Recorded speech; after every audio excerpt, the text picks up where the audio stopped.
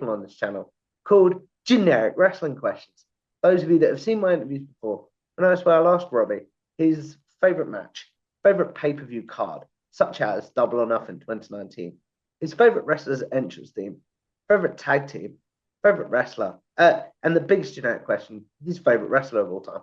Basically, the questions I assume you're asked on social media, my friend, as a wrestling fan. So now you'll have a place to be like, guys, I have answered this. Please go watch this. So, what's your favorite match of all time? I've gone back and forth on this a lot, but I'm going to say it is Shawn Michaels versus The Undertaker, WrestleMania 25. And it's almost the Dark Knight of matches for me, to make Mm, a movie analogy with it, because it's the greatest of all time in my opinion, but it did sort of ruin what came after it for me in a mm, little aspect. I think a lot of wrestlers now look at that match and they say, we got to do finisher, kick out, finisher, kick out, finisher, kick out. And that's not necessarily what makes the match so great. It's that it wasn't happening at that point. And The Dark Knight is similar in that I think a lot of people saw The Dark Knight and they said, oh, to make a good superhero movie, you got to make it super realistic. And that's mm. also not necessarily what makes The Dark Knight so great. So to make both of those into one, make a wrestling comic comparison, which is kind of what we do a lot on my podcast anyway. I would say it's Shawn Michaels versus The Undertaker, the Dark Knight of matches. That's really, really cool. What about your favorite overall pay per view card? This is one where I struggle not to go generic and straight up just say WrestleMania 17. But WrestleMania 17 is so good when you look at it top to bottom. It really is the perfect slate of matches. So I'm going to take it in a different direction, and I'm going to go very nostalgic for me, WrestleMania 20. I also believe WrestleMania 20 is an amazing card, and it was Mm. one of the first ones that I really remember watching live, and I could go back and I could throw on WrestleMania 20 right now and have a great time with it. Can you watch the ending of WrestleMania 20 given the circumstances? It's weird.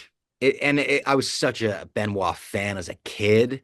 Like I can watch it, and it's that triple threat main event is amazing. I think it's one of the best triple threat matches of all time, but it's not like a feel good ending anymore, you know. So that's weird. That takes it down a peg for sure. But if you were to remove that and just the card itself, I think it's so good. Other than of course the Lesnar Goldberg thing. I still think that's an okay match if you just turn the crowd It's off. fine. The crowd just like ruins it. Exactly. Like if the crowd were there to make it a decent match, it would have been much better. I was at WrestleMania 31, and it felt like the crowd was gonna hijack that main event before it happened, Lesnar and Reigns for the first time. And instead, we just got this awesome, almost hostile crowd environment where everyone is booing Reigns, but they were cheering Lesnar, and then we got the Rollins cash in to just cap the night off on a perfect moment. Honestly, WrestleMania 30 and 31 would be in the mix for me as far as favorite pay-per-view cards. I think both of those cards are awesome. That's really, really cool. Just quickly, as someone that was at 31, what is your thoughts on A, Orton's RKO out of a curb stomp, and then B, the Sting Triple H stuff? So the RKO out of the curb stomp, for my money, that's the best one of all time. That one was so shocking. I could picture it from where I was sitting at Mm. WrestleMania. It was one of those like immediately core memory seeing that live, couldn't believe what I was seeing. And then the Sting Triple H match was awesome live. And I think Dave Meltzer says the same thing because he was there, I remember. Awesome live. Then you go back and you watch it with the commentary and it doesn't hit as hard as it did live. But I swear, being in the building and hearing the DX and NWO music hit, it was insane. Does it make total sense that the NWO was teaming up with Sting? Oh, Not hell really. no. But I mean, Magneto teamed up with the X-Men and X2. You know, sometimes for dire consequences, you got to do what you got to do. Live in the building, though, it was awesome. What was the other question I was going to ask? Oh, yeah. Undertaker's entrance, does it work in the daytime? No, it does not. We were all praying that the sun would go down before Taker versus Bray, or I was really hoping that he would come out as the American Badass. I thought if he came out on the motorcycle, then maybe it does work, because I guess it Mm. did at WrestleMania 19. He had the handicap match. But the dead man doesn't work in the daytime. That's really, really cool. And what about your favorite wrestler's entrance theme, Robbie?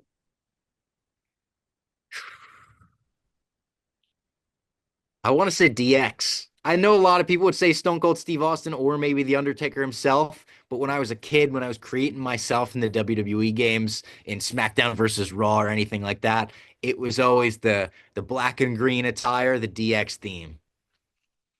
Thoughts on the DX band performance at Mania 14? They did our country dirty. It was the worst I national anthem of all time. think that was But Mania really 14, funny to wasn't show it? people, huh?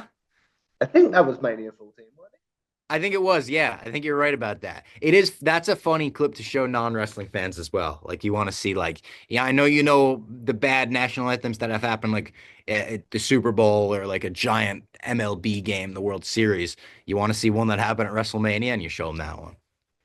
it? It can't be as bad as Mean Gene at Mania 1. I'm sorry, but it can't. Yeah. He just done True. that like he was desperate for the not gonna lie. Yeah. What about your favorite tag team, Robbie? Favorite tag team of all time would have to be the Hardy Boys.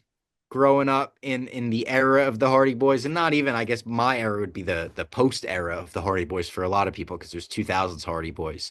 But me and my friend Chris just wanted to be them every day in school. It would be like, oh, which one of us gets to be Jeff? You know, everyone wants to be Jeff. But then seeing Jeff break off and go for world titles and see Matt go and reinvent himself with the delete stuff, like I'll always be a Hardy Boys fan at in my core because they're just the best. That's really, really cool. And then finally, Robbie, the biggest generic question in my opinion. Who is your favorite overall wrestler of all time? Call him Brian Danielson, call him Daniel Bryan. I don't care what you call him. I call him the GOAT, my favorite of all time. I really could have, for my favorite match of all time, gone with the WrestleMania 30 main event, just because I followed his career so closely from the time he signed to WWE. I can't claim to know about his indie career before he signed. Hmm. But once he signed in '09, I was 11 years old. I went and did the research and I watched all of his Ring of Honor matches and every match I could get my hands on back then. And really, he was my guy from then on through his WWE career. So to see him rise the ranks, main event WrestleMania, and then get his boyhood dream moment was just incredible. So even the stuff that he did in AEW after that was so good. Some of the 60-minute matches, some of the matches that he had with Kenny Omega, with Will Ospreay, with Hangman Page, with MJF. He's just the style that he wrestles is perfect for me. The guy who grew up a Shawn Michaels fan. It feels like an offshoot of Shawn Michaels, a little more underdog fury, a little more British world of sports style. And that's perfect in my opinion.